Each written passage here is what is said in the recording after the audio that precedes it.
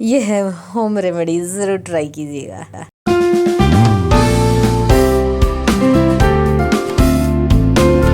हे guys, very good morning. कैसे हैं आप लोग? होप आप सब बहुत अच्छे होंगे, अपने कामों में व्यस्त होंगे। और अब हम आ गए हैं वापस अपने स्थान पे।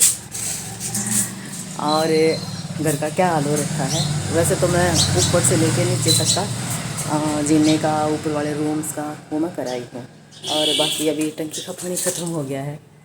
तो अभी मैं दिखाऊँ, बहुत सारी धूल थी। ये देखो कितनी सारी। अभी ये एरिया रहता है और ये वाला तो मैंने कर दिया है।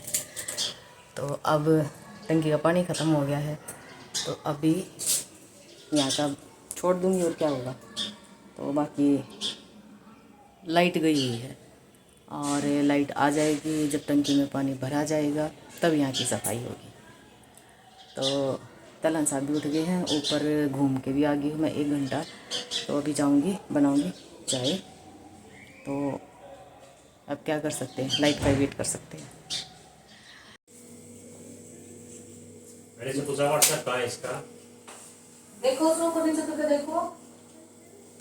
और यहाँ पे बहुत सारे हमने कपड़े धोए हैं। और मशीन के धोने के वो मशीन में डाल दिए थे, और हाथ से धोने के तो अभी रहते ही हैं। तो खूब सारे कपड़े हो जाते हैं। जैसे कहीं भी जाते हैं ना, तो घर में जब जिस दिन आते हैं ना, उस दिन इतना सारा काम हो जाता है। लेकिन हम कल रात को आए थे, तो इसलिए आज सवेरे जल्दी काम में लग गए थे। तो सबसे पहले जैसे सारा डस्टिंग, झाड़ू पोछा करके, और साथ में मशीन भी लगा दी थी। मशीन तैलन साहब ने लगा दी थी। तो अब मैं इनको बाहर ले जाके सुखा दूँगी। तो खूब सारा काम हो गया था, आज पूरा दिन लगी रही फिर मैं।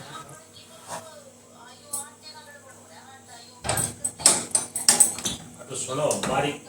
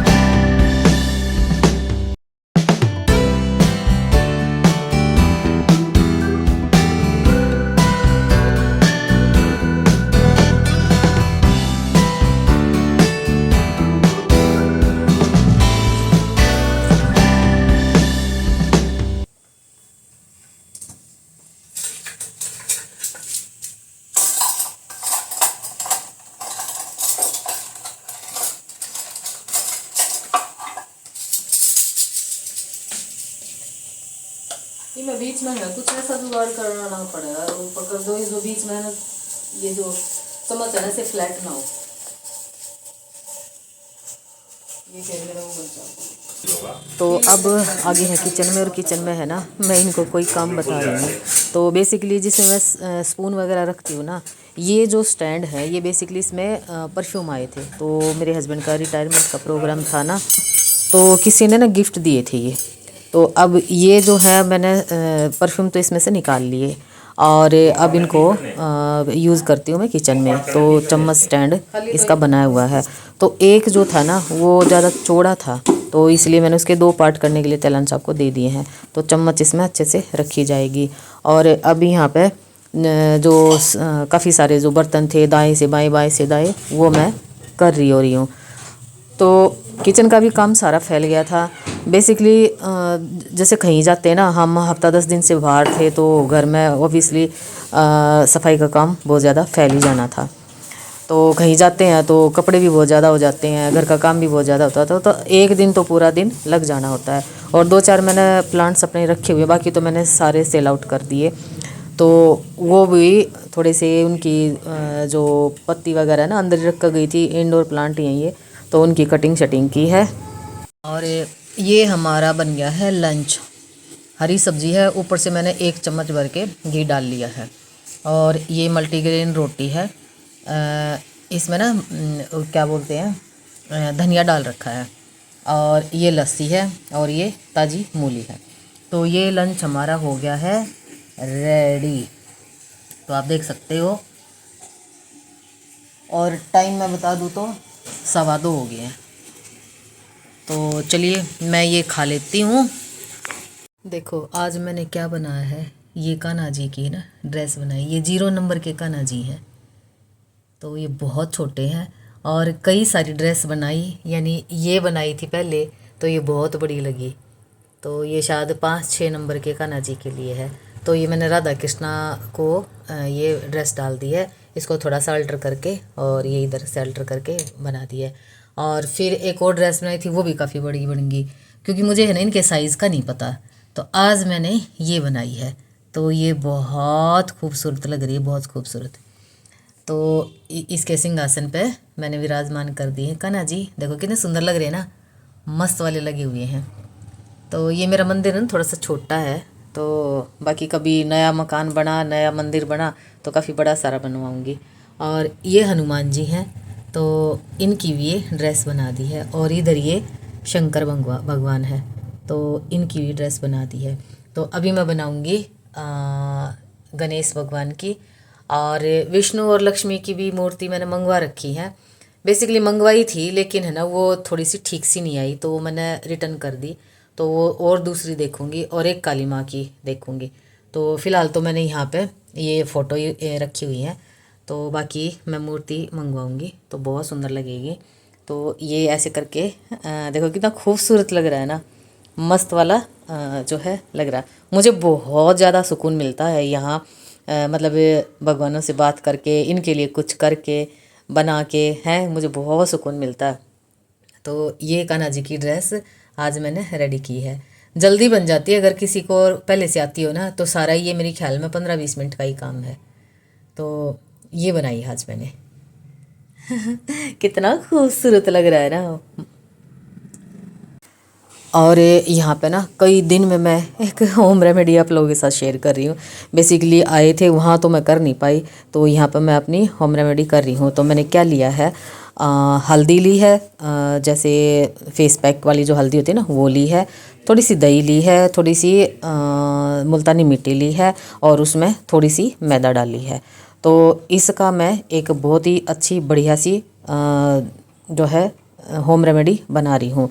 और इसमें दही ली है, खट्टे वाला दही लिया है, और 2 से 3 जो बूंदें होती है ना नींबू के रस की, वो ऐड की हैं। तो उसकी रेमेडी मैंने बनाई है, बहुत ही बढ़िया ग्लो आ जाता है इससे।